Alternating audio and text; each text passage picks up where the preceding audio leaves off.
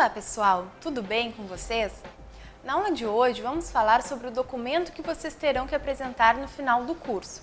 Esse documento é o relatório. Sendo assim, passaremos a analisar o que é um relatório. Se vocês procurarem a definição da palavra relatório no dicionário, verão que significa ação ou efeito de relatar, narrando, descrevendo ou comentando a respeito de uma determinada experiência.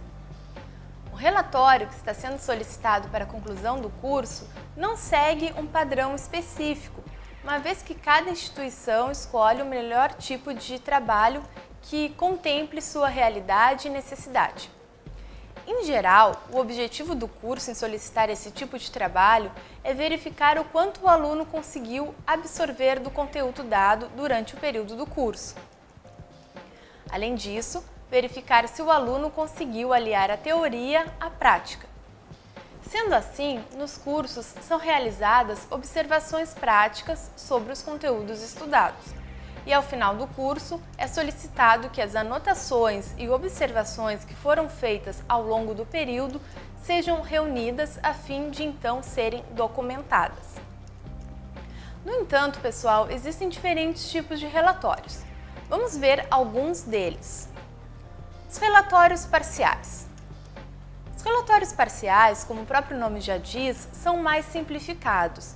Isso significa que ele não aprofunda ou detalha as informações relatadas. O objetivo desse relatório é relatar fatos específicos vivenciados durante uma observação também específica. Os relatórios parciais normalmente são compostos de itens que devem ser preenchidos para que não se perca nenhum detalhe da observação. Agora vamos considerar o relatório final. Esse tipo de relatório deverá ser elaborado com base nos relatórios parciais. Assim sendo, ele deverá conter de forma resumida as anotações de área e as análises realizadas e as bases teóricas que fundamentam o estudo, assim como as observações práticas também. Nesse relatório final, ocorre uma retomada geral de todos os dados sinalizados nos demais relatórios e que será fundamental para um referencial teórico. E nesse sentido, nós consideramos o relatório final como um documento de natureza descritiva, sendo produzido após uma pesquisa de campo ou então uma pesquisa de laboratório. Desse modo, é importante nós considerarmos o que são anotações descritivas. As anotações descritivas são relatadas de uma forma mais exata possível, enfatizando detalhes de fatos ocorridos, objetos percebidos, diálogos, atividades ou meios físicos. Assim, as anotações visam apenas descrever o comportamento dos dados. Sua pretensão será de realizar a análise dos fatos observados, descrevendo os detalhes e suas características, preocupando-se com não generalizar. Pensem nessas anotações como uma ferramenta que vai ajudá-los a construir o relatório final. Então, pessoal, para dar início à elaboração do relatório final, o primeiro passo a ser dado é reunir todos os dados levantados durante o período da prática. Depois da reunião desses dados, vocês irão então iniciar a elaboração do texto. Esse texto deve apresentar uma linguagem clara, coerente e objetiva. Assim como qualquer trabalho, o relatório final é composto por alguns itens. Esses itens têm que orientar o estudante no desenvolvimento do trabalho, além de criar uma identificação com o mesmo. Quem ler o relatório de vocês deve conseguir perceber as etapas vivenciadas durante o desenvolvimento do processo. Então, vamos ver agora os principais tópicos que deverão constar neste relatório final. Então, nós temos, primeiro, o sumário, a introdução, os objetivos, a metodologia, depois o referencial teórico, o desenvolvimento, a conclusão, aí depois vem as referências bibliográficas e, por último, então, anexos ou apêndices. É importante lembrar, pessoal, que os tópicos deverão ser seguidos conforme a ordem citada, obedecendo às normas do Manual de Normas para Apresentação de Trabalhos da instituição e as normas da ABNT. Vejamos algumas regrinhas básicas para a construção do relatório. Então vocês devem utilizar uma folha tamanho A4 branca, que é o tamanho ofício. A fonte deve ser a Arial, tamanho 12, para o corpo do texto. E também devem seguir um padrão para os títulos e capítulos e também para os subtítulos. Lembrem-se, pessoal, sempre que vocês estão fazendo um trabalho acadêmico que possui normas a serem seguidas. Então não utilizem enfeites ou cores diferentes, qualquer outra coisa que fuja dessas normas. Agora vamos falar um pouco sobre cada um desses principais tópicos do relatório final, começando pela capa. A capa deverá conter a instituição, o autor, o título do trabalho, a orientação do trabalho, o local da instituição e, por último, o ano da entrega. As margens elas devem ter entre 3 e 2 centímetros. Vamos então ver um exemplo sobre essa ordem dos componentes da capa. Então, pessoal, vocês estão observando um exemplo de uma capa. Então, observem que as margens elas têm 3 e 2 centímetros. Em cima 3 centímetros, embaixo 2 centímetros e de cada lado, então, 3 e 2 centímetros. Primeiro, na primeira parte, vem o nome da instituição, depois o nome de vocês, no caso, o nome do aluno, o título do relatório, embaixo do título vai o nome do orientador, depois a cidade e, por último, então, o ano que vai ser entregue este relatório. Pessoal, agora vamos falar então um pouco sobre o sumário. O sumário é um elemento obrigatório.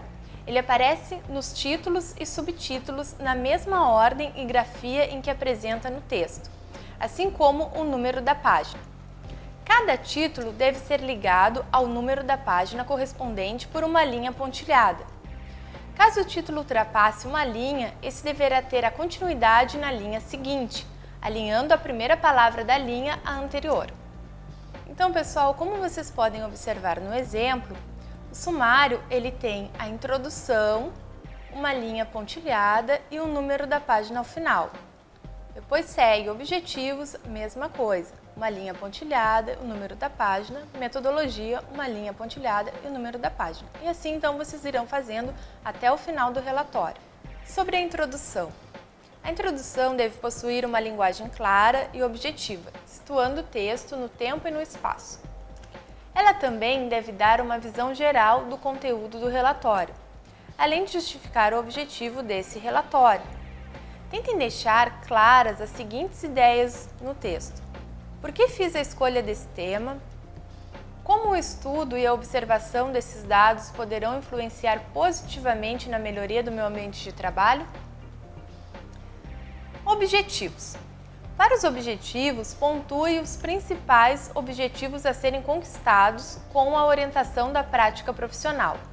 Utilize verbos no infinitivo, como, por exemplo, aprimorar, adquirir, conquistar, entre outros. Sobre o número de objetivos, não existe uma regra que determine quantos objetivos devem ser elaborados. Porém, aconselha-se que normalmente se tenham no mínimo de 2 a 3 objetivos a serem alcançados. Quanto à metodologia. Na metodologia, descreve-se as atividades que foram desenvolvidas ao longo da orientação da prática profissional. É importante descrever o local que foi realizado, o período, a carga horária trabalhada, a forma como cada observação aconteceu. Preocupe-se em relatar tudo o que foi feito durante esse período e a maneira como foi desenvolvida cada etapa. No referencial teórico, vocês vão verificar se o que está sendo analisado está adequado ao texto ou então se pode melhorar, conforme as propostas teóricas. Nessa parte, é importante utilizar autores conhecidos e que possuam estudos importantes sobre a temática de vocês.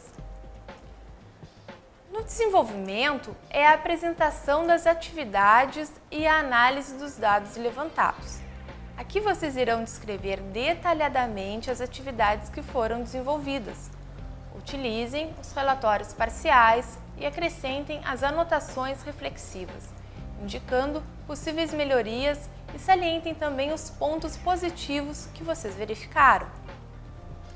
A conclusão é a parte final do relatório, Nela deverão constar as principais conclusões alcançadas com a realização da orientação da prática profissional, procurando destacar os dados mais relevantes. Procurem salientar a importância de ter tido a oportunidade de verificar e observar os conhecimentos estudados e obtidos no curso. Nesse item devem constar somente as obras citadas, ou então trechos de artigos, livros, apostilas, pesquisas de internet, ou seja, qualquer item anteriormente publicado e de autoria de terceiros. Pessoal, para as referências bibliográficas, vocês deverão observar as normas da ABNT, pois para cada tipo de referência existe uma norma específica. Então, livros ou folhetos, ou então ainda artigos, revistas, enfim, para cada tipo de obra, uma norma específica.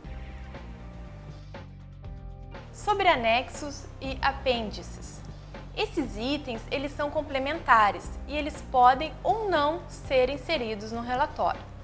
Anexos são documentos que não foram elaborados pelo autor do relatório, porém precisam ser anexados para fundamentar, comprovar ou então ilustrar a atividade desenvolvida.